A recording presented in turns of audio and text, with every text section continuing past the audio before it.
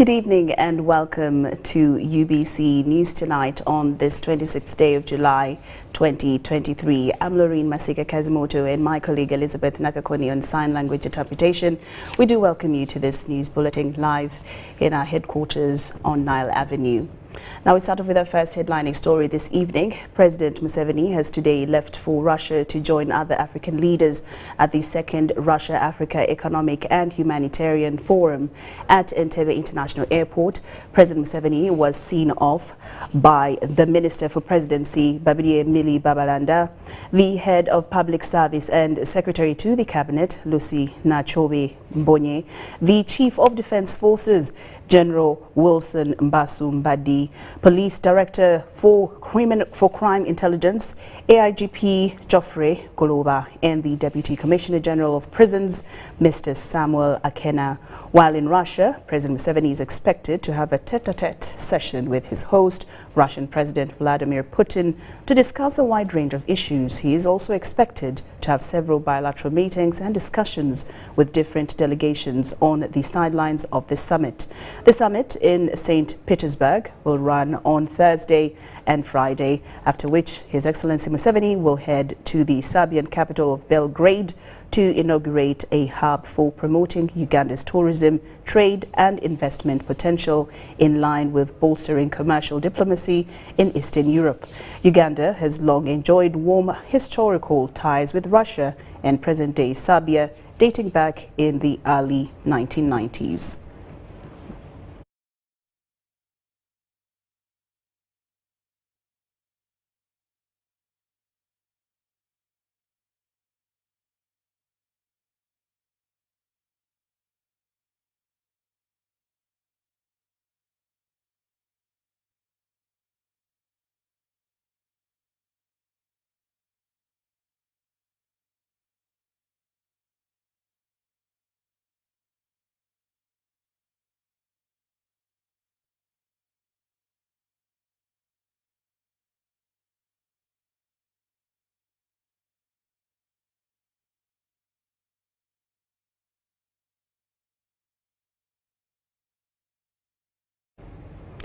The Ministry of Health has confirmed the outbreak of cholera in the two districts of Kayunga and Namayingo. The Ministry of Health spokesperson Emmanuel Ainebiona confirms that so far 3 samples from Kayunga and 3 others from Namayingo have tested positive. The Ministry of Health is supporting the 2 districts to respond to the outbreak and contact tracing.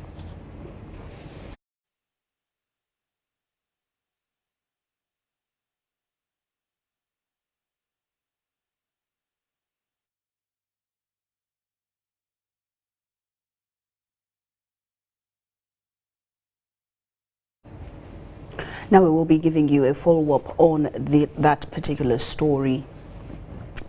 Now, the UPDF troops under the command of Colonel Kayanja Jackson in northeast Erengeti Valley in Ituri province of DRC have killed 1 ADF commander and 17 others surrendered in a deadly night operation in which UPDF also captured sizable numbers of weapons from the ADF fighters.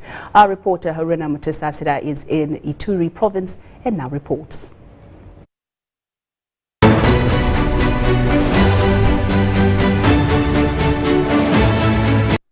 After losing all their camps in the Eastern Democratic Republic of Congo, the remaining ADF rebels splintered into several smaller groups to avoid being detected by the joint forces. The ADF rebels have now resorted trekking in the night with their families looking for food and medicine. Time check was 3 a.m. at Ndaria, northeast of Erengeti, on Commando Road in Ituri province. A smaller group of ADF fell in an ambush manned by 83rd Infantry Battalion under the command of Major Mbogo Alfred. Major Mbogo Alfred's 83rd Battalion is under the Mountain Division under Sector 2 in the joint operation against the ADF. Operation Soldier spokesperson Major Katamba Bilali says when the exchange of fire began at night, the ADF group could not handle the firepower exerted on them by the joint forces. Look out for those who could have been trapped in the jungle, those who are injured and they're still there. And so far, we've rescued 15 women and captured two men. Some are still reporting by their own because they ran into these areas as a result of our fire, and others reported in Ndimu. Ndimu is between Erengeti and Manzobe on Erengeti Commander Road. After intensive fire exchange with the ADF rebels, UPDF troops mounted a cordon and search operation to establish a number of dead, while others maintained the pursuit of the remaining ADF rebels on the run. During the search operation, UPDF established one ADF fighter had been put out of action, one submachine gun recovered, one 60mm mortar, 44 rounds of ammunition, and 4 military radios were recovered. We can only measure our achievements against the objectives of this operation. Now, we had two objectives for end state: the military end state and the strategic national end state. Now, this military end state of this operation was and still is to degrade the Allied Democratic Forces so that we create peace, a peaceful environment in the eastern DRC. That's our military end state. And then the national end state of this operation, strict national end state, is to create a peaceful environment for trade and prosperity to take place between these two sisterly countries, Uganda and DRC. Over the last 1 week, UPDF troops have captured 14 ADF rebels in Mwanafunzi Valley. 17 surrendered to the joint forces at Erengeti. 1 was killed and a number of ammunition recovered, which is a big milestone in the pursuit and neutralization of the remaining ADF rebels. Haruna Mtesasira, UBC. The European Union, together with IGAD, has handed over a mobile laboratory worth 700 million Uganda shillings to the Ministry of Health, aimed at strengthening surveillance and healthcare system. The mobile laboratory will be stationed in the Central Health Laboratories at Butavika. We have more.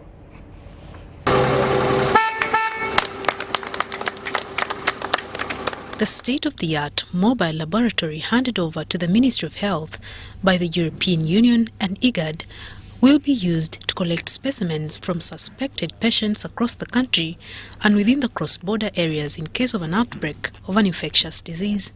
The Minister of State for Primary Health Care, Margaret Muhanga, noted that the mobile laboratory will be used in COVID-19 surveillance and investigations of disease outbreaks such as Ebola, Marburg, and cholera, among others. The handover ceremony was graced by the Minister of State for Primary Health Care, Margaret Muhanga, European Union Deputy Ambassador, Chatrain, UNOPS representative, and IGAD health expert, Mr. Hamid Idris, among other health experts.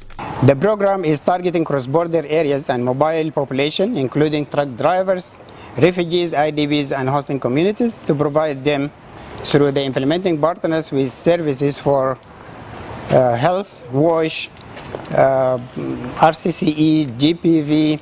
With this lab, which is mobile, with everything in it, it will reduce the cost of erecting other facilities and then carrying around the testing kits and lab equipment to these areas.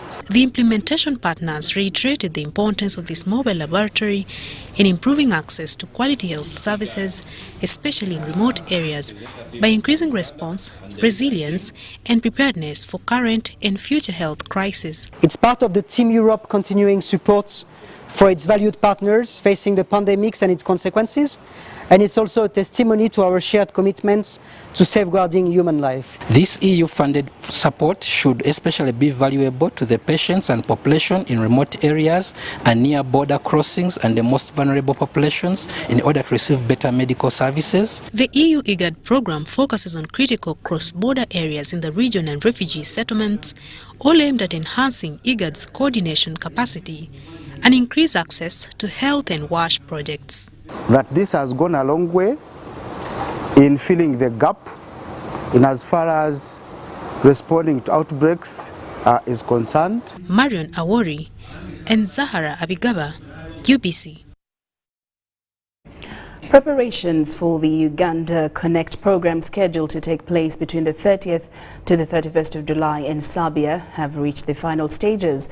This was evident at the launch of the program by the chairman of the Presidential Advisory Committee for Export and Industrial Development, ADF Rebels, who emphasized maintenance of standards by representatives of the private sector.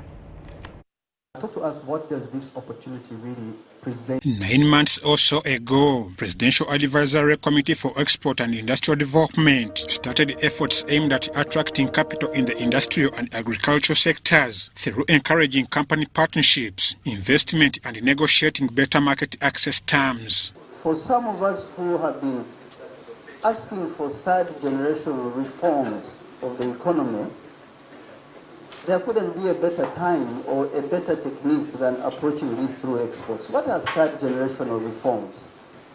That an economy should move from primary products, commodities that really have been sinking us for many years, to, say, electronics, and move from electronics to heavy industry.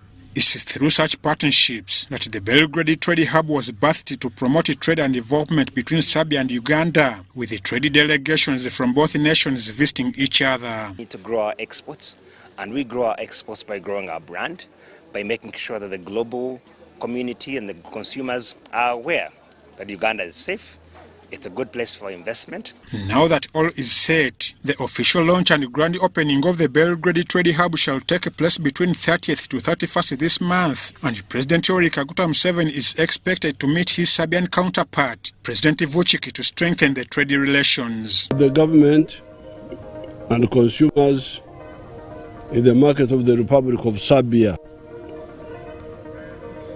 I am delighted to introduce to you the organic, fresh and rich in nutrients agricultural products from Uganda. According to the chairman, Presidential Advisory Committee for Export and Industrial Development, ADF Rebels, the Uganda Connect initiative will create avenues for immense development through trade. And our vision is that Uganda should have an import-export bank. All of us can be in one place. All of us should travel together and have a hub. Our export revenues have grown from 328 million to 525 million. Make sure that by 2028, 2029, we make $6 billion. But we also think long term. The private sector delegation to represent Uganda shared their readiness and expectations from the forthcoming trade hub. Would love and to have this charter to establish in other areas of influence, in Europe, in the Balkans, in Russia, in Belarus, in Kazakhstan, in Georgia, in America. We believe that the addition to Connect Uganda gives every Ugandan an opportunity to improve the livelihood of an indigenous farmer, but on top of that, the opportunity to create competitive value addition to the products. Uganda has the source to the Nile. It has the best rafting opportunities in the world. Has the most powerful waterfalls in the world on the Nile in Uganda, has the best cruises opportunities on the Nile. So Uganda should actually make $12 billion from the Ivan Juko, Wycliffe Mudash for UBC.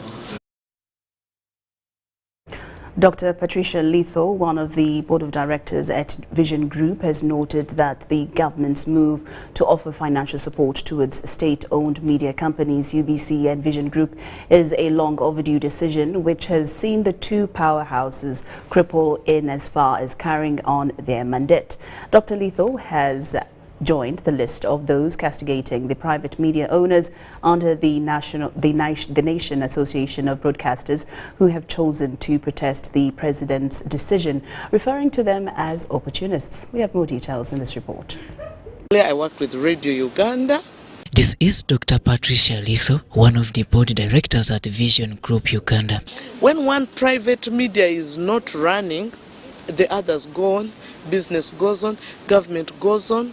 Letho has shared an insight about the current media trends where private media owners have chosen to protest against President Museveni's directive to offer business to both Vision Group and Uganda Broadcasting Corporation, UBC. If you look at the actual budget that government spends on its own media or on advertising per se, yes, it is not even a lot. the advertising, this government media, if you look at New Vision, for instance, or UBC, most of their adverts are actually by private sector. Having worked in government for close to 16 years, Dr. Litho concedes how on several occasions a lot of government funds ended up in the hands of private media. And when I would have a budget, a communication budget, you know, as government, they tell you must give something to UBC, you must give something to New Vision, and then the rest. But you'll find that it is tokenism, maybe on Independence Day, those national festivities, then you use those. As if that could not have been a matter of concern, but she says the value for money factor has at all times been breached by private media companies. So it has lost in that way. So you put in so much money for maybe live coverage by NTV or NBS, and then the person in Kisoro is unable to access this content. So government is losing out in terms of what you're paying and what you could do. She notes that for a media house whose vast coverage scatters across the country, there is no justification for one to block funding from government for it. In terms of professional journalism, actually a lot of these private media houses have poached very good journalists who are trained in government-owned. Most of us are products of UBC, but that time it was Radio Uganda and UTV. On several occasions, the private media owners have claimed that both UBC and Vision Group hold limited coverage across the country. Dr. Litho downplays those tunes. I don't know, there are so many tribes in Uganda, but you find that were catered for by Radio Uganda, and there was outreach. Let's look closely at the private media in Uganda. Where are most of them based? In Kampala. Which languages are we talking about? English and Luganda. In reality, how many tribes do we have in Uganda? So in terms of diversity, yes, you cannot compare UBC with a private media house that just broadcasts in Luganda and English. Robert Onyango, UBC News. Thank you, Robert Onyango, for that amazing story. Now, moving on in UBC News tonight, the Archbishop of the Church of Uganda, Dr. Samuel Stephen Kazimba Mugalu, has urged the government to reduce taxes on imported goods, especially those used in hospitals. Archbishop Kazimba was speaking at the handover of medical equipment donated by the Barnabas Fund from the UK to the Church of Uganda. Among the items donated to Church of Uganda are medical uniforms, hospital gloves, medical equipments used in surgery rooms, scrubs, among others. This will be donated to Church of Uganda-based hospitals across the country. While handing over the items to some of the heads of the hospitals, the Archbishop of Church of Uganda, Dr. Samuel Stephen Kazimba Mugalu, thanked the government for their assistance in ensuring that they receive these equipments. He, however, urged the government to reduce taxes on imported goods, especially those used in hospitals. We want to appreciate the government of Uganda for standing with us like they did again in COVID, when we received a number of things and were exempted from tax, because this is very, very important. Sometimes you can have gifts coming from our friends, but the tax can hinder you from receiving these items. So I'm so grateful, and my prayer and appreciation goes to Barnabas Fund UK, these are partners, for the gifts. Stephen Ocheng, Director Health Services Church of Uganda, is optimistic that the items will help in boosting health services in these hospitals. Crab tops, 15,675. In cartons, there are 627. Surgical masks, there were 240,000. In cartons, there are 240. Then disposable aprons, 720,000. In cartons, there are 720. eye goggles, 28,800. In cartons, there are 144. Some of the beneficiaries who received these items applauded Church of Uganda and promised to make good use of them, which we are going to use especially when we take care of cases that are highly infectious, like as they said. But even without Ebola crisis and COVID, we still have is where the health workers need to protect them. So, Your Grace, we are very, very grateful for these gifts, and we shall use them well. This is something to praise God for, and we thank the Archbishop who worked tirelessly to make sure we get these things without so much tax. Amdat Hospital is the first hospital in Karamoja region. We work as a referral hospital. This is going to help to protect our workers so that they remain in health and they can be able to help. Deborah Namamonde, UBC News. As Buganda marks 30 years of Kabaka Ronald Mwenda Mutebi's coronation, preparations are in high gear in Mengo Palace, where the celebrations will be held. The organizing committee, led by David Mpanga, the chairperson who doubles as the Minister for Special Duties in Buganda Kingdom, says all works are underway to commemorate this year's coronation.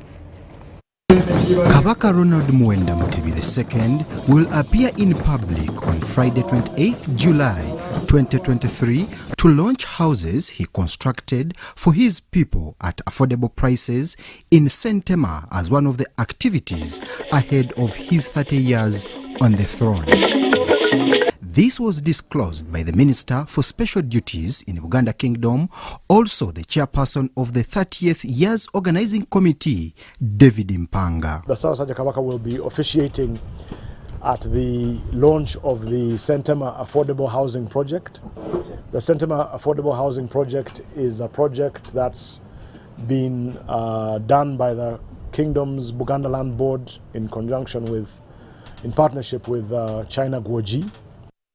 Mpanga says all is being set for the 31st July 2023 and all cultural norms will be done after 3 years of silence due to COVID-19. The royal drums will be here in their fullness.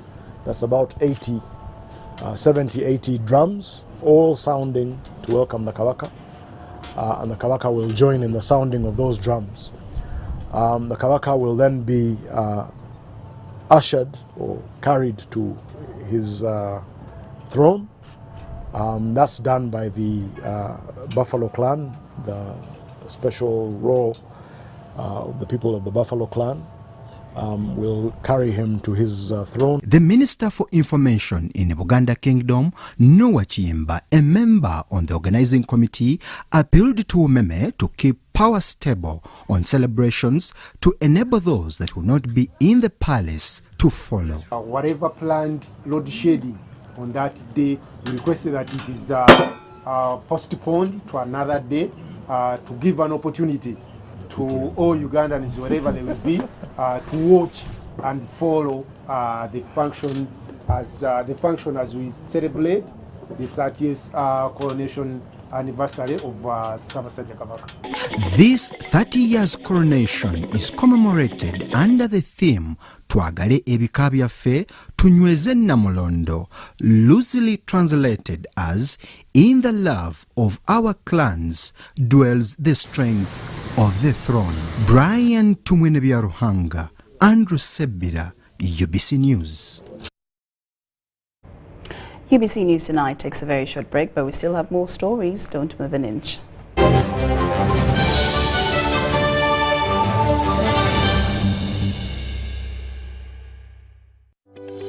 These days, our homes are no longer just the places we live. It's where we attend meetings, go to class, keep each other safe, and entertain ourselves. To do this smoothly, you need a reliable internet connection. Buy the MTN WakaNet router, which connects up to 32 devices and get a free 40 GB data bundle at only 149,000 shillings. Or buy the MTN WakaNet MiFi at only 75,000 shillings and enjoy a free 15 GB bundle to stream, study, work, and play on the go. Visit any MTN service center to buy the MTN WakaNet router or MiFi and enjoy the internet that does amazing things.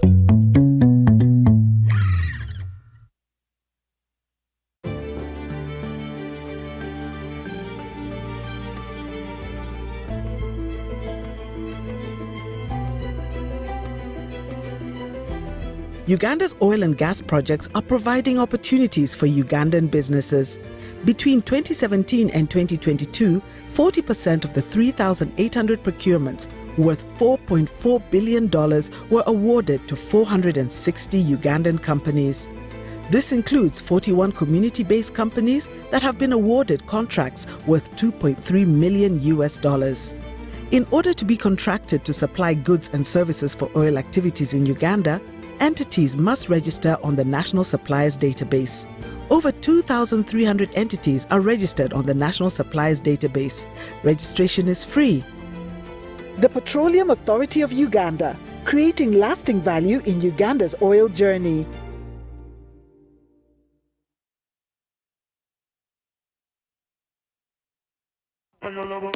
This is the University of Africa. On the streets, you get your real education. Here, everybody has a degree of something. But the most important qualification is imagination. His reason is to be the GOAT.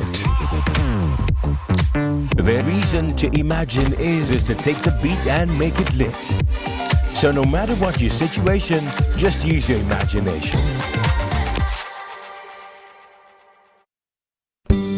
At Timex Nutrition Center, we advise you on the right foods to eat, exercise profile to adopt, and lifestyle strategies which are compatible to your blood group and genotype. This empowers your body to prevent and treat many diseases like diabetes, blood pressure, arthritis, ulcers, obesity, and many others. For more information, find us at our head office in Kampala on Nassa Road, Conrad Plaza, 2nd floor, or call 0758 819 952 or 0778 288 361. We also have other branches in Bara and Jinja.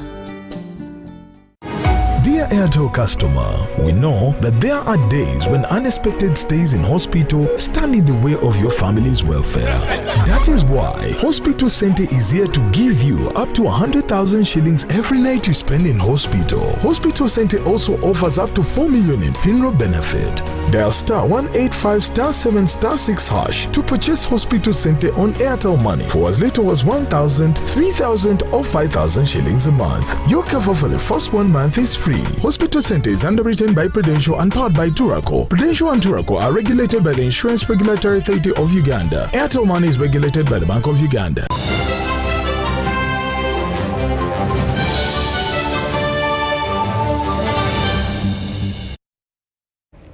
Welcome back from that break. We're glad that you're still with us. Now in more news tonight, the Minister for Trade, Industry and Cooperatives, Francis Mwebesa, has told members of Parliament that he objected a proposal to shift the ministry offices from Farmers House to Kampala Kingdom. This revelation supports the Permanent Secretary, Geraldine Sally's stand that renting at $8 billion annually was costly. Francis Mwebesa and 3 other ministers in the Trade Ministry appeared before the Parliament's Committee on Trade and Industry, chaired by Mwine Mpaka. Cabinet ministers under the umbrella of the Ministry of Trade, Industry and Cooperatives have interfaced with the Parliamentary Committee on Trade and Tourism in relation to the irregularities in procurement, which witnessed big sums of finances diverted. It is within our mandate to carry out this investigation. The officials at the Ministry of Trade were recently alleged to have spent 400 million shillings to transport documents from the Kampala head office to Entebbe. The truth in the matter, as being investigated by Parliament, is among the reasons the 4 ministers appeared before the committee. It has come to the attention of this committee that the PSST approved change of work plan, but he has never seen that work plan. A build-up was a development that some 4 senior staff members spent 356 million shillings in the financial year 2021-2022 against their entitlement of 500,000 shillings monthly. Are you the one who identified this company? Yes, I'm the one, Honorable. Okay. How have you been paying this company? By fuel, Honorable. How much have you been giving them per trip using your fuel card? 2 million. From Kampala to Entebbe? Okay. What kind of vehicle have they been taking these documents in? Honorable, as I said, I remember it's a closed-body truck. The other details, I do not have them on off record. Okay. As the committee recently faulted the PS Geraldine Sally for championing a move to instead renovate Farmers House than shifting the offices to Kampala Kingdom, Minister Francis Mwebesa rushed to take responsibility, saying that the 8 billion annually cost of rent was extravagant. I said the nature of our people who come to do a business with us are people from the rural area. And I said that that building is so magnificent, and after all it is highly priced. I don't expect somebody who comes from Kayunga or from any part of this country coming to look for a Minister of Trade, either for a license, to find his way in that magnificent building. On that one I said no. I think everyone is in agreement. But the members also want to know, since you know that renovation was a good idea, why did the same ministry ask for money to shift? Recently, the PS Geraldine Sally took the media into a tour of the new facelifted Farmers House to justify the funds released through a supplementary budget.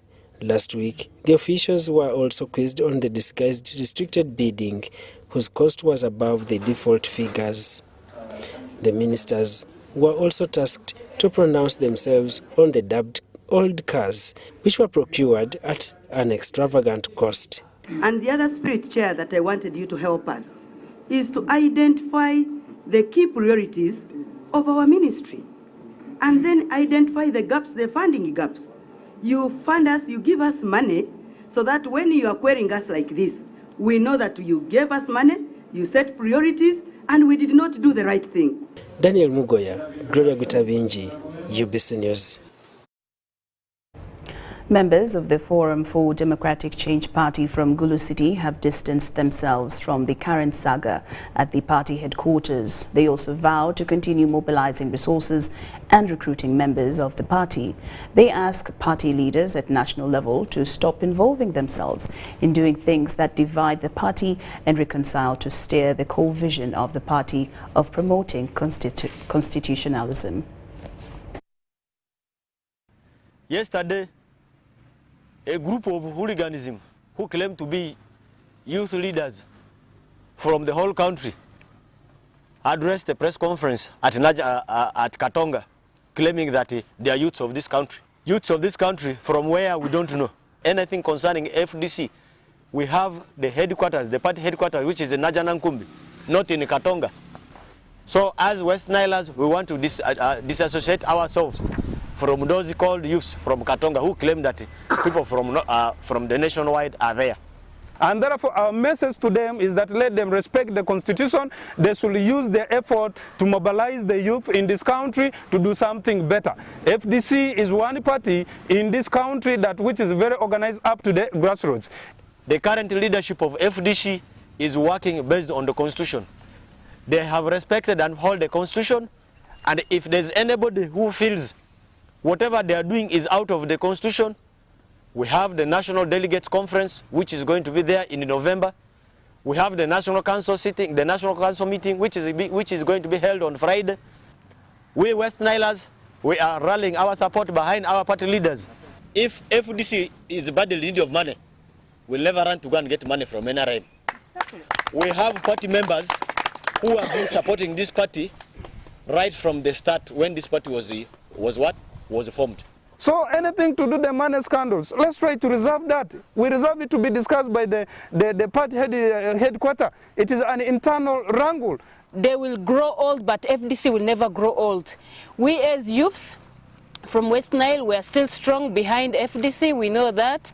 If they're trying to lead us to other party like NUP or NRM, we are not going to be part of them. We shall still remain FDCs in West Nile. People, one Uganda.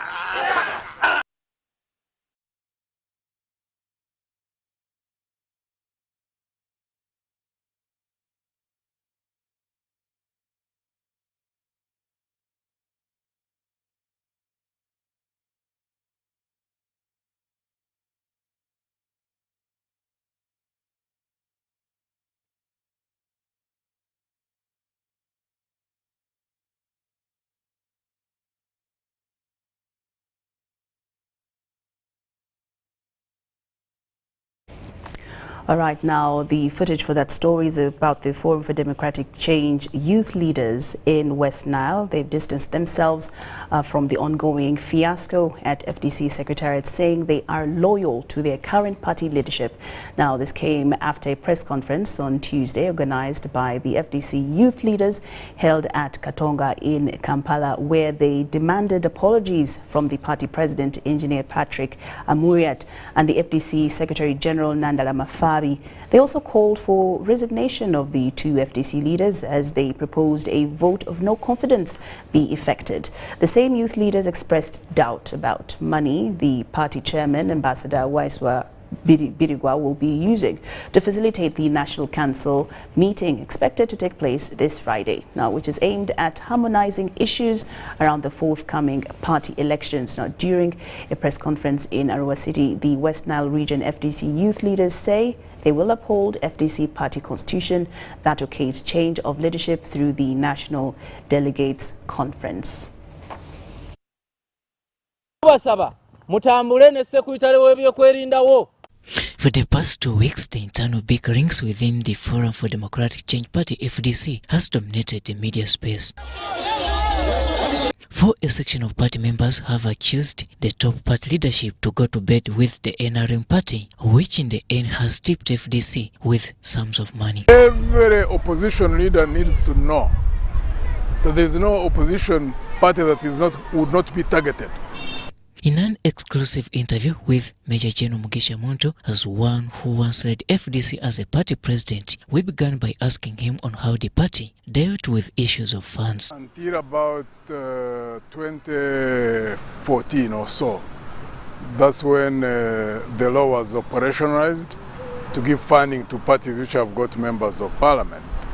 Before then, we were surviving on contributions and donations from friendly sources. Onto the current fire in the blue corner, this is how Mugisha Muntu looks at all the games. My hope is that FDC could survive in spite of all the things that they are going through. Because if they do survive, it helps. Because when one party is in turmoil, it affects us in a way which most people may not even be looking at. Right now, everybody would be focusing on FDC. But were there internal bickerings within the party during Mugisha Muntu's tenure? Even during our time, Katonga office was still there. But the management style I applied was different. There was a lot of contention on many issues.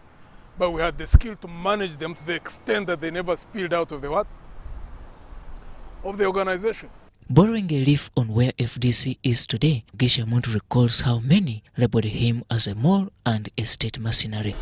So I would have rigged that election. There's no way in 2015 Dr. Chizawezi would have won that election. I was the party president. If I was someone who wanted to create instability in FDC, I would have rigged him out. And it would have sparked off a quarrel. But there's no way they would wrest power from us. Because if you are backed by the state, it's very difficult for anybody to wrest the power out of your hands. That's one. Two, in 2017, similar thing could have happened. He now advises that if FDC is to escape another wave of breakaway by party members, sorting themselves internally is what might save them. That's why I would want to give them the benefit of doubt in the next 3 months, if they fail in negotiations, to wait to see if they can organize a fair, open, well-organized, managed electoral process. Because there, even if one group moves, if they still have that within them to organize a free, fair, open election through which one can win in a fair way, then it means that FDC would still be having that element. The internal political misunderstandings within a majority of opposition parties in Uganda, according to General Mugisha Muntu, is partly blamed on individuals who join or form political parties to serve their own personal interests. Robert Onyango, UBC News. Apologies for that. That is an exclusive interview with Mugisha Muntu, who also scoffed at those in the past who labeled him as a mole. Now, the former party president for the Forum for Democratic Change has handed a 3-month benefit of doubt to the party, the FDC party leadership to iron out their internal misunderstandings, or else they risk banning out the Blue Party. And now into matters of health. The private health training institutions are heeding to the call by the Ministry of Health to train emergency healthcare providers.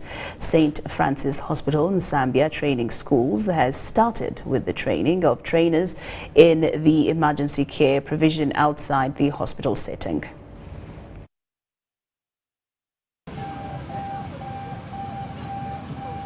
This is not an actual accident scene. St. Francis Hospital Zambia Training School, supported by Maltese International, is taking trainees in a simulation exercise for them to have hands-on experience on how to deal with emergency medical care. The Chief Executive Officer, St. Francis Hospital Zambia, Dr. Andrew Sekitoreko, emphasizes the need for collaboration to ensure that the country trains more emergency healthcare professionals. Before people reach hospital, in many other countries, you'll find someone called a paramedic. That's a person who sits in an ambulance, and they are the first responders. They go to the accident scene, manage the public, handle with the police, and those people will then deliver that patient into the hospital. This helps us to move away from what we call the scoop and run type of care. Scoop and run means the ambulance goes to the scene without anything. The Ministry of Health has a target of having at least 500 emergency healthcare providers in the next 3 years. These kind of professionals we want to train are able to go to the scene and stabilize their patient and give care so that the patient is fit for transport. So that even in transport we are not running, but care also goes on in the transport until the person reaches the hospital. The aim is to have professionals handle patients before they reach the hospital for more management. This is a new specialty in our country. It has not been in existence, but there is a core team of people who are supposed to work in the ambulances before the hospitals, because this is where we lose many people. When an incident happens and you do not get the professional help, or no one calls for help, or if help comes and they are not professional enough, we train people to prioritize what kills first and what can be treated later and what can be treated by other specialists. In Uganda, government is collaborating with private institutions and development partners like Maltese International to strengthen emergency medical services after realizing that it is an important aspect in the healthcare delivery. Adiana Kuti, UBC. Still in health, Dr. Ruth Akulu, a renowned AVAC fellow, an organization that accelerates equitable delivery of HIV, has shared critical insights into an upcoming injectable HIV prevention product that promises to revolutionize the fight against HIV. Dr. Ruth Akulu made the revelations at the UNASO Women's Summit in Kampala, has shed light on a game-changing injectable HIV prevention product that could reshape HIV prevention efforts for women in Eastern Africa. The game-changing injectable HIV prevention product will be administered every 2 months, similar to Botox injections. It offers long-acting protection, providing a promising alternative to traditional oral pills. We've been having challenges around adherence, especially when you don't feel sick. It's usually very hard for someone to take medicine on a daily basis. So it's the same thing with condoms, that maybe the male condoms have been accepted by the community, but in terms of for the women, the female condoms have not really been its acceptability rate has been very, very low. This innovation empowers women, allowing them to take control of their own protection without the need to negotiate with partners or worry about visible prevention methods like condoms. So a lot of consultative meetings have been conducted to ensure that that there is market for it, there is demand for it in the country before going to the National Drug Authority. The portfolio of HIV prevention methods is continually growing, with ongoing research and development of new products like mosaic, capsules and patches. Introducing these new prevention products necessitates careful planning, research and collaboration with various stakeholders to ensure their effectiveness and acceptability. PrEP does not work alone. It works with enough information. You need to know that PrEP does not prevent other sexually transmitted infections like syphilis, like hepatitis. So when you take it, you need to be cautious to use condoms, to have enough information about how PrEP works. New prevention products have shown promising acceptability among young women, triggering efforts to scale up their availability and accessibility. So we wanted to create this space where young girls and young women can get first-hand information from implementers who are engaging with these new technologies. The UNASO Women's Summit has ignited hope and determination to combat HIV incidence, particularly among young girls and women. Sudat Kaye, UBC News. UBC News Tonight takes another short break, but we'll return with much more.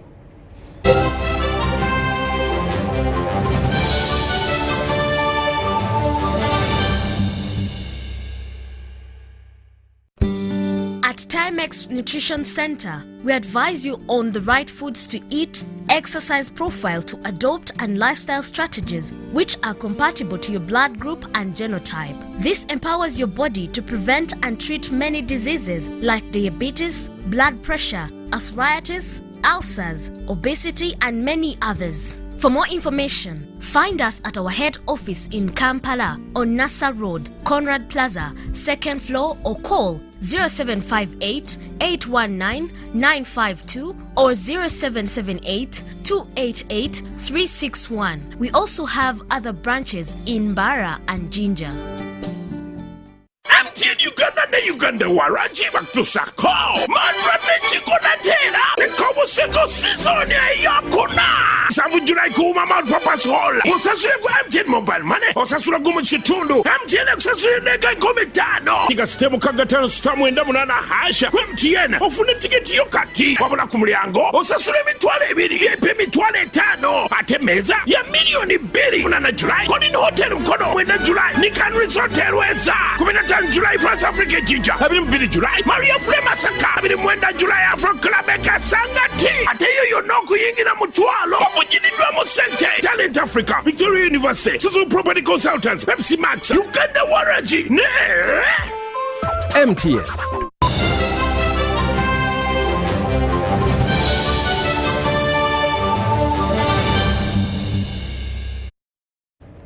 Welcome back from that break. And now into the business scene. Uganda Registration Services Bureau has released its annual performance report for the financial year 2022-2023.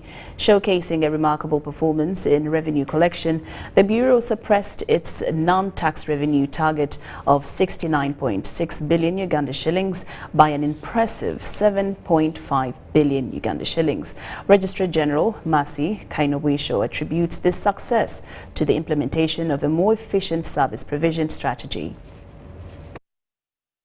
The online business registration system, developed in collaboration with the Ministry of ICT and National Guidance, played a pivotal role in enhancing customer efficiency and experience, contributing significantly to URSB's exceptional performance. The delays that are associated with access to our services were addressed by launching an online system, the online business registration system, that is available to clients 24 hours. Noteworthy achievements in the reporting period include the registration of companies which saw a substantial growth of 28% to a total of 23,789 registered companies. This surge in business registrations indicates a positive trend for economic growth and development in Uganda. With regard to business registration, we registered close to 25,000 companies, 27,000 business names, 90,000 legal documents, 15,000 debentures, and it is on record that the increase in registration of companies was by close to 30%. Another exciting development highlighted in the report is the exponential growth in civil marriages registered during the financial year. Vincent Katusi, the Director of Civil Registration, expressed enthusiasm for this progress, emphasizing the Bureau's efforts in providing affordable wedding services to both Ugandan citizens and non-Ugandans. With the cost of tying the knot estimated at 250,000 Uganda shillings, URSB takes pride in making weddings accessible to all. This last financial year, which we are reporting, we had 3,998 marriages celebrated in this office and 370, again a growth in the, from the districts. And then he asked an interesting question. What is causing Ugandans to get this excitement? Well, there are a number of factors. One of the factors could be awareness.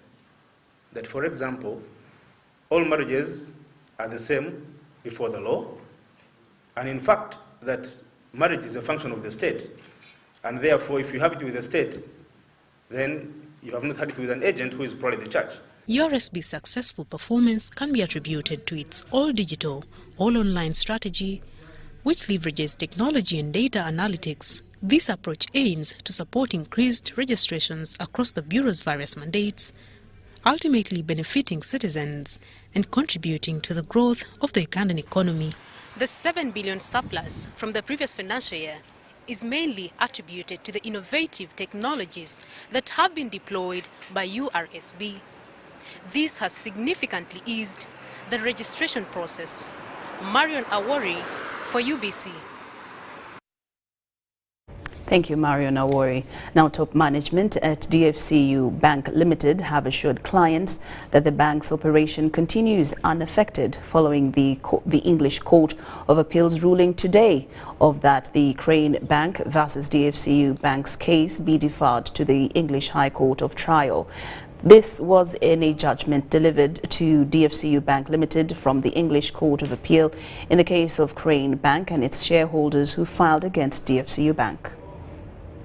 The ruling this afternoon is based on Crane Bank's 2020 decision to file a claim in the English courts challenging the transaction in relation to the sale of some of the assets and assumption of liabilities of Crane Bank to DFCU Bank by the Bank of Uganda. So they did agree with the bank on 2 grounds and disagreed with the bank on 2 of the grounds. So one of the grounds they agreed with the bank is that the actions of Bank of Uganda, meaning the takeover of Crane Bank and up to the time when Bank of Uganda signed the purchase of assets and assumption of liabilities agreement, those actions are indeed sovereign actions. The claimants, Crane Bank Limited, appealed to the English Court of Appeal and was heard on the 3rd to the 5th of April this year, only to deliver a judgment today. However, DFCU Bank's legal team maintains its earlier application that the English courts have no jurisdiction over the matter since the Bank of Uganda has sovereignty over its decisions. Right now, because the court made a determination on 2 out of the 4, so the ones where the bank was successful, those are now closed out, so they've been determined.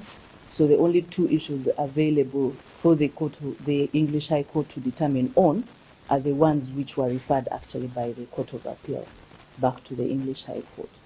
So those are the options that we have. So either we appeal to the UK Supreme Court or we just go back and present now our facts for the court to make a full determination. As it stands, DFCU Bank is considering an appeal to the Supreme Court, but has only 28 days to do so. Wadulo Makanold, UBC News in Kampala.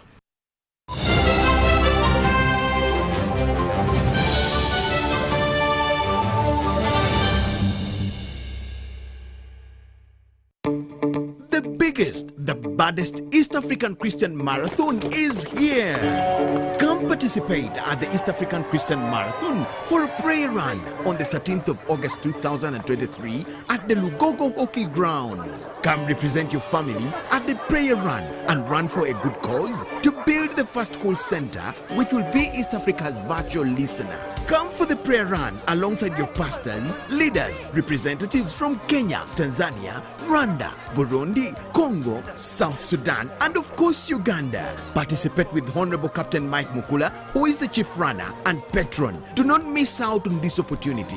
Make your donation for your kid now from 20,000, 30,000 and 100,000 Uganda shillings, because runs change the world. For more details, call 0781 885 055 or visit our website at www.eastafricachristianmarathon.org. Proudly sponsored by PKF, UBC, Venro Health, Aquafina, and Moving Preacher.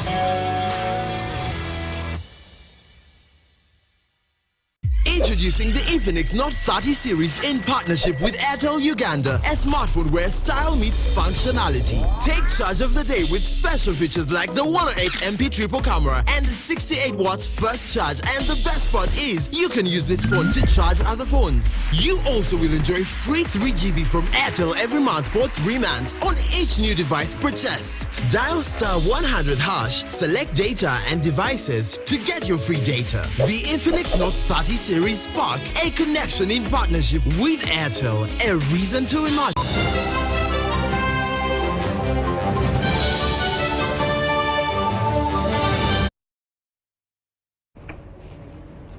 Welcome back from that break, and now into the sports scene. The best 8 teams in the Uganda Premier League have drawn to compete at this year's Super 8 tournament. Now, this is a precursor to the Uganda Premier League tournament that starts later next month.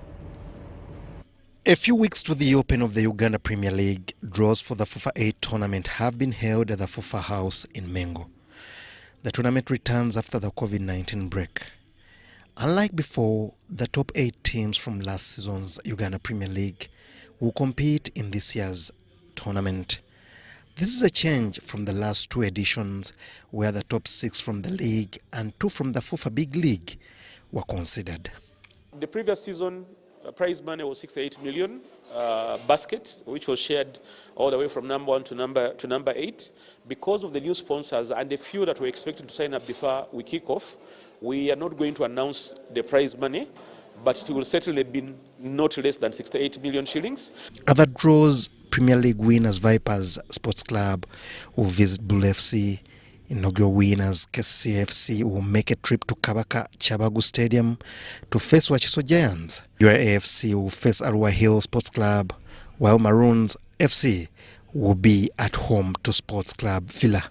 I think it is going to give an exciting competition to the fans, but also there is an opportunity for every team to play 3 games, unlike previously where you'd be beaten at the first hurdle and you go home to rest.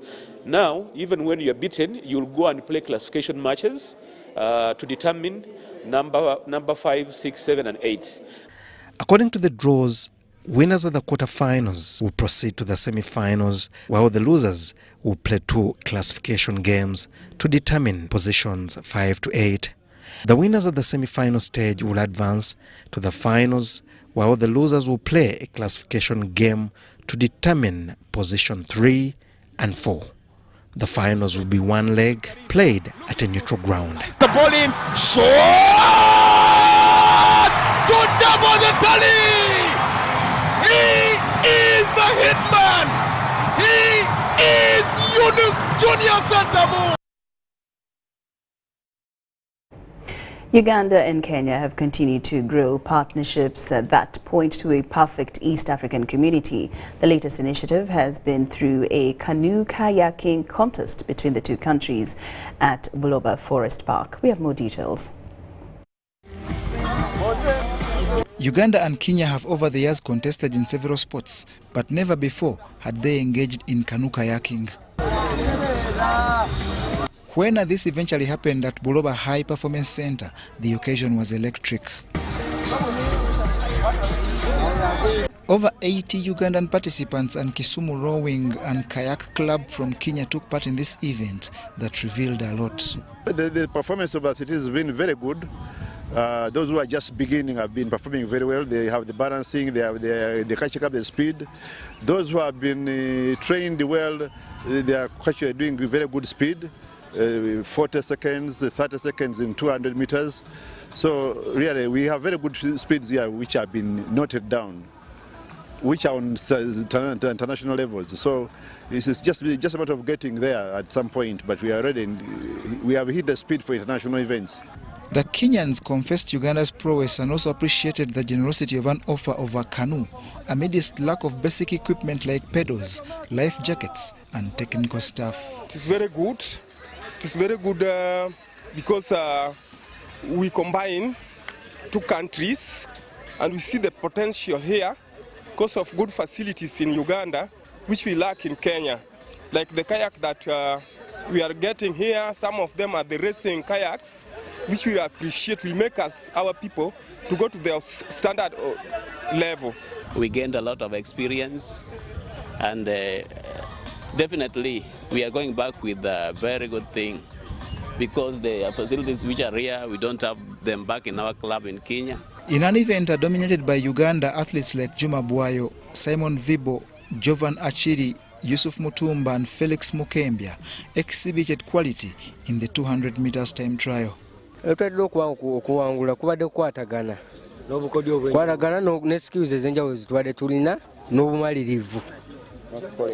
happens next is exchange of technical ideas to grow the sport in the region before an East African Championship. John Barnes, Centum, UBC News. And that wraps it up here in UBC News Tonight. Thank you so much for your company. I'm Lauryn Masiika Kazimoto and Elizabeth Nakakoni on Sign Language. We wish you a good night.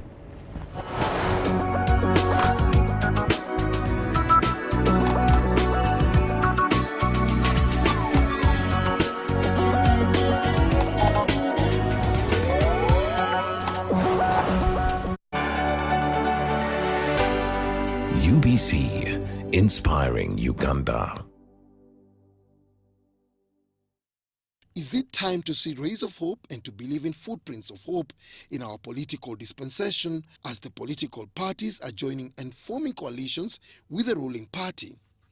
Uganda People's Congress and the Democratic Party, the longest parties since independence, are setting a new dawn of political administration. What does this mean for the life of political parties and politicians? Well, Timothy Nyangweso is raising the bar on Behind the Headlines tonight. Joining him on the set, a man who has risen through the ranks in his journey of politics. He was the mayor of Kasese, joined national politics, and is now the state minister for ICT, Honorable Godfrey Baluku Kabyanga. A lady, a very staunch member of the NRM, joined politics in her youth. She was in parliament and now the Deputy Secretary General of the NRM, Honorable Rosemary Namayanja. He is a member of parliament in the East African Legislative Assembly. He is also the Secretary General of the Democratic Party, Honorable Gerald Siranda. Another panelist, former Gulu local government chairman, and now he speaks for the people of Bardege Laibi in parliament, Honorable Martin Ojara Mapinduzi.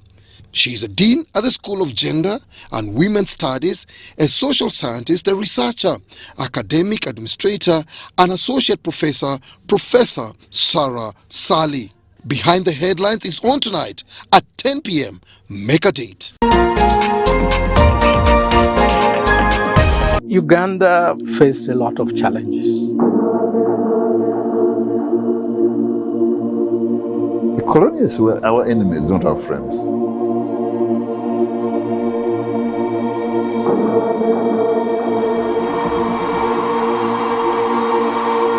It's been said that you'd like to put an end to the combatorship.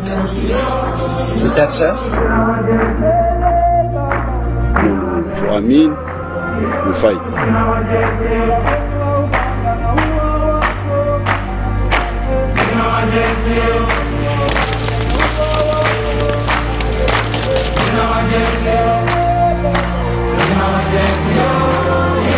If you are going to have a fundamental change in the politics of Uganda, you must change the way things are done fundamentally.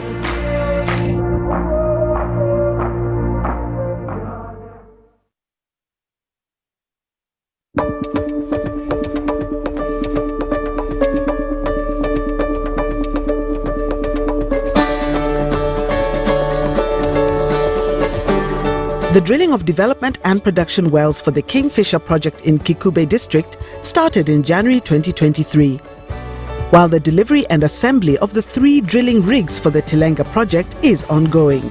Enabling infrastructure works for the other required facilities, including the central processing facilities, well pads, flow lines and camps, remain on course.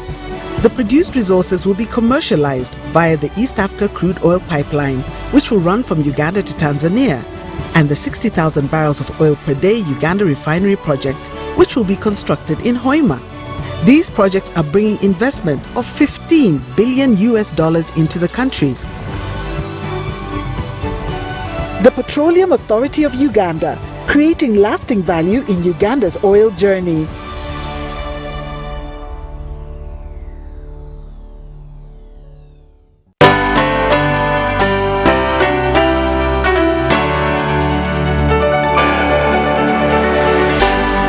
UBC, inspiring Uganda.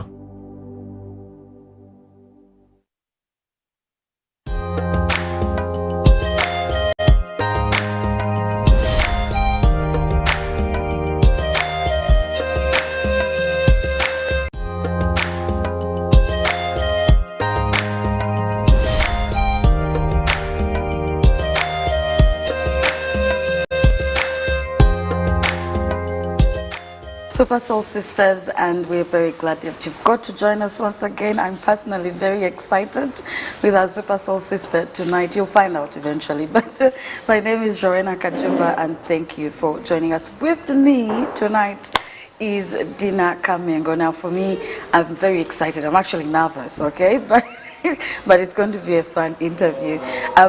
For me, she's very special as well because she taught me in high school. She taught me literature. So to have our Super Soul Sister today that I actually have come to meet before is something that I'm very, very excited about, and you're going to know a whole lot about her, to learn something from her. Like I say, we always bring women who are meant to inspire you here.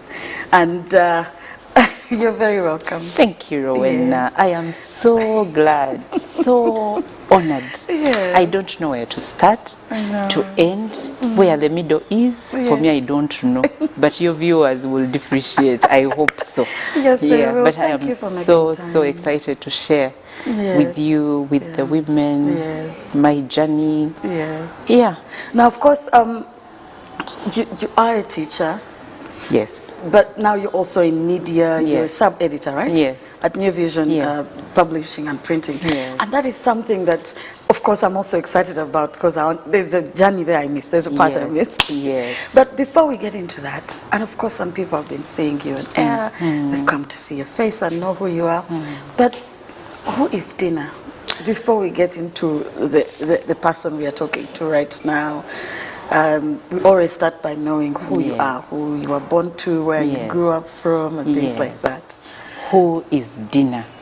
I am Dina Nalubega Kamengo. Yes.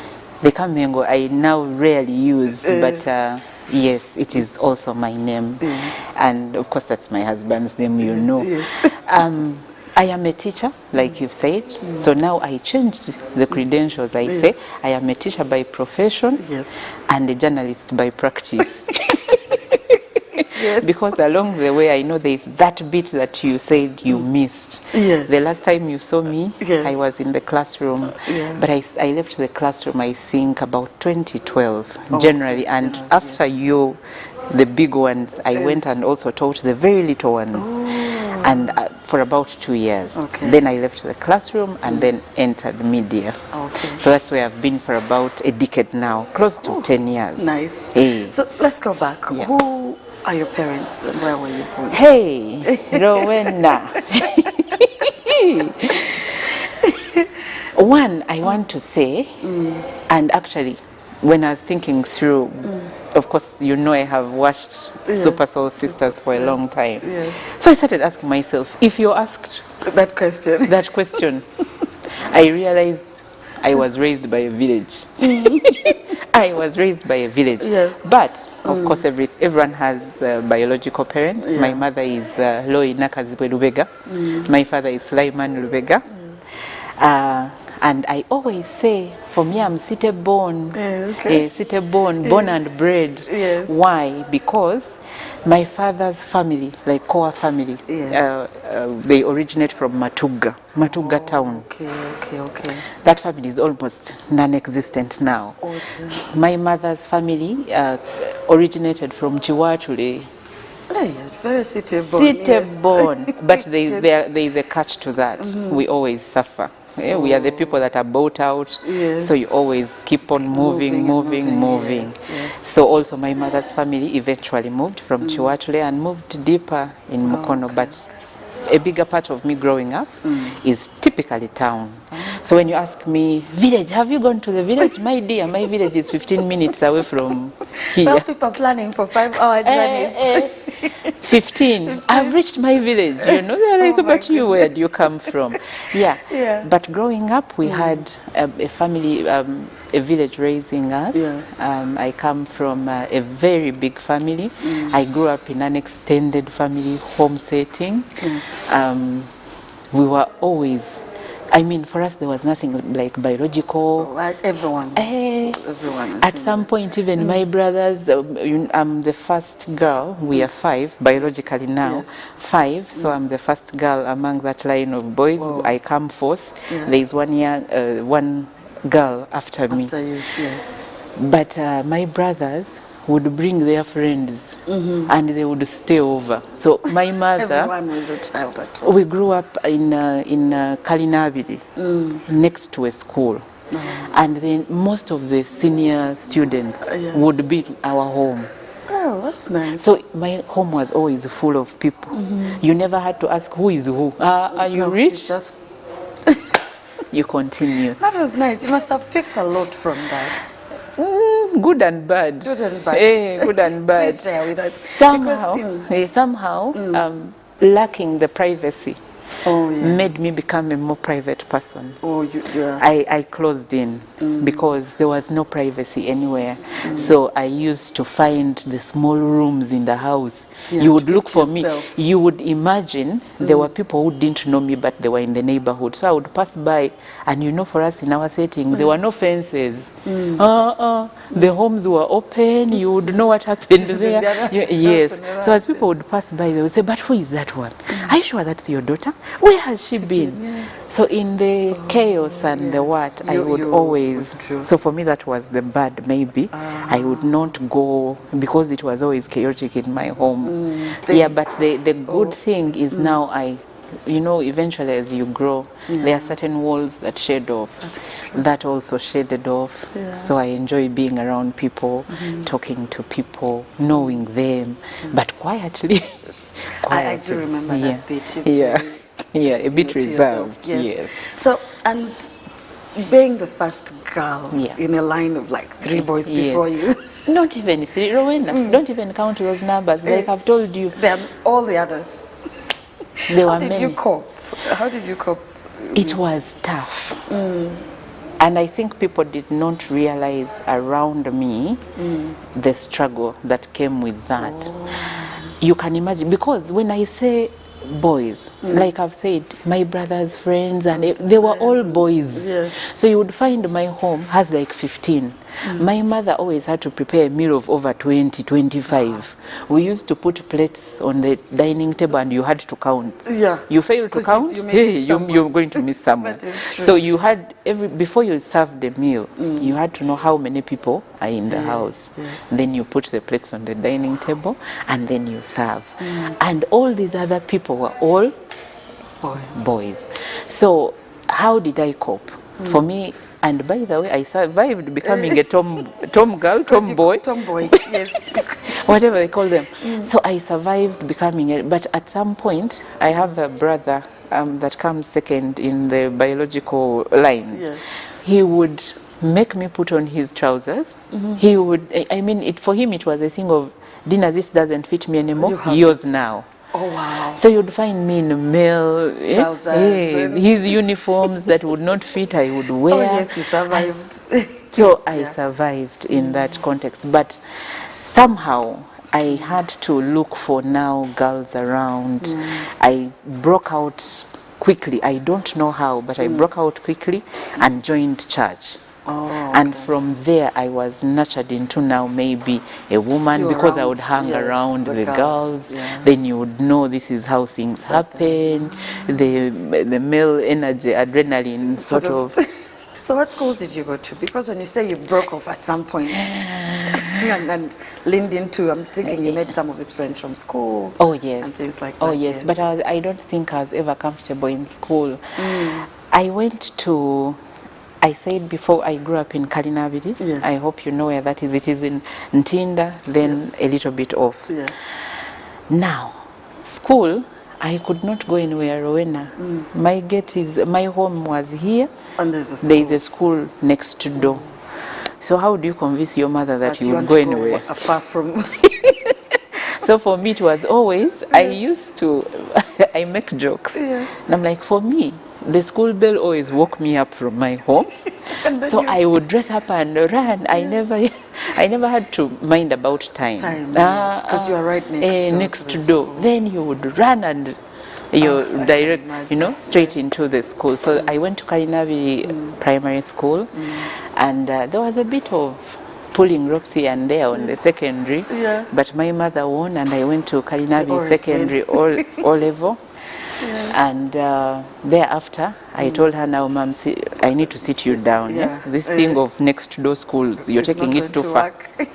So A-level she allowed and said, okay, if you perform well, you'll go to a school of your choice. And I wanted to go to Gayaza, but I didn't make the points.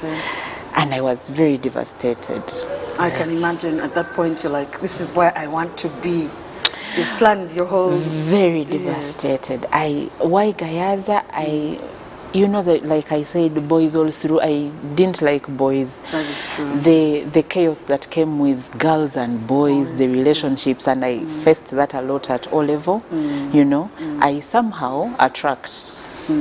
And the girls didn't like it, so there was always collusions here and there. I was like, now how do I maneuver this? I said, no, I want to go to a single school.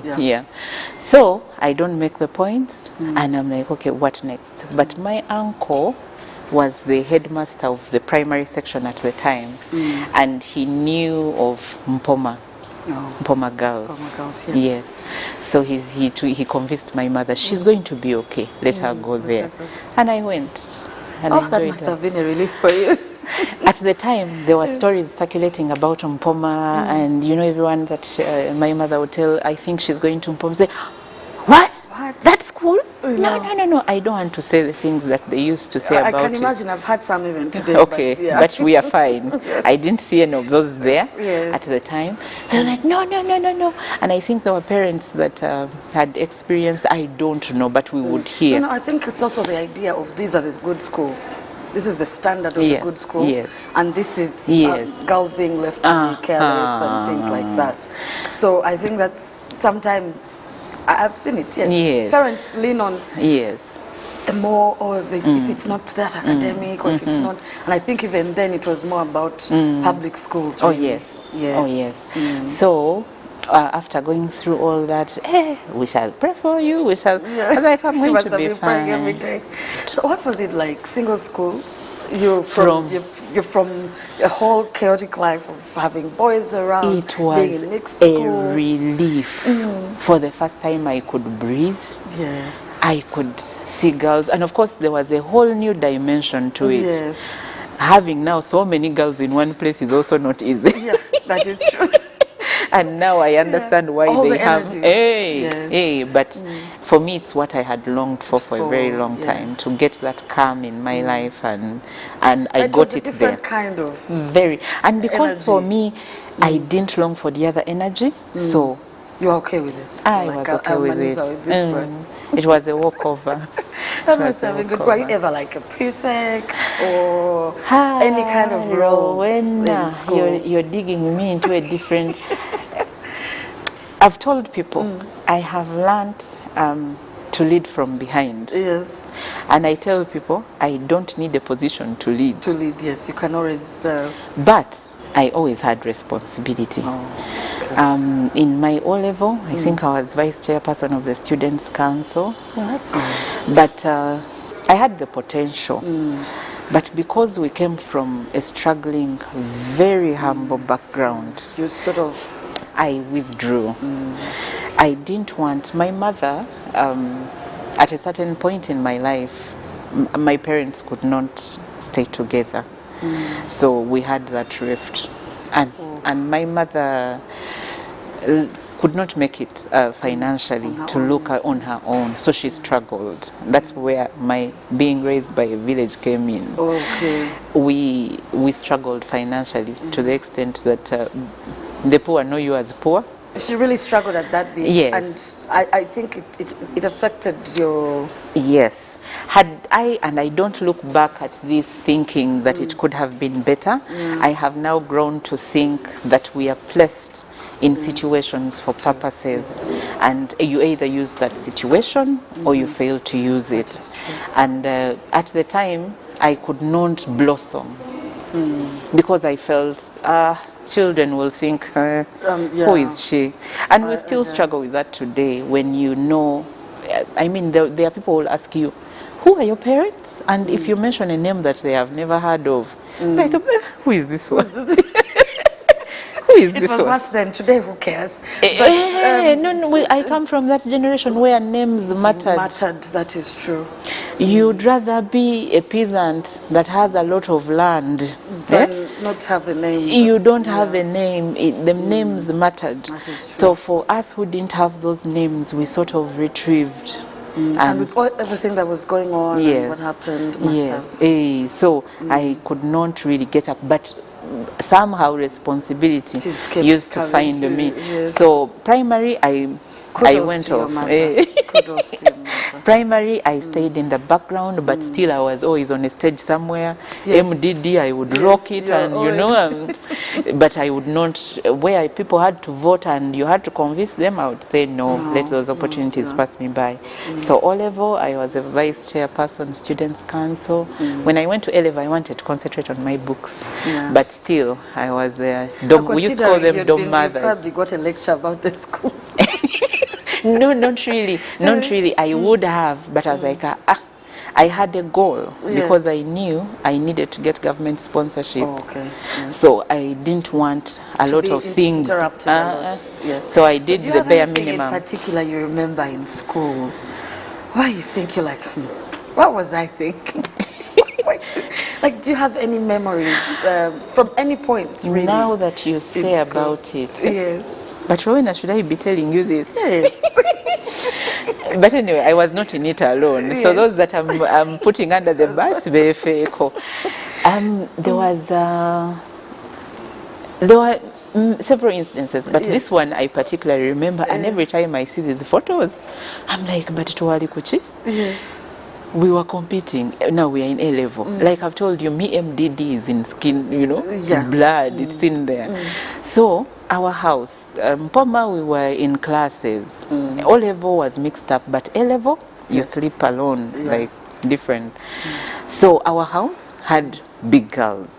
But when I say house, that brings in sports competitions, MDD, you do them in houses.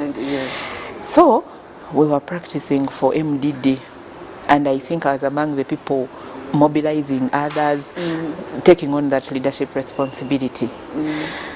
We wanted to do the Uganda dance. I think we had done it the year before and we didn't get a lot of marks out of it. The younger girls, my dear, did us a number.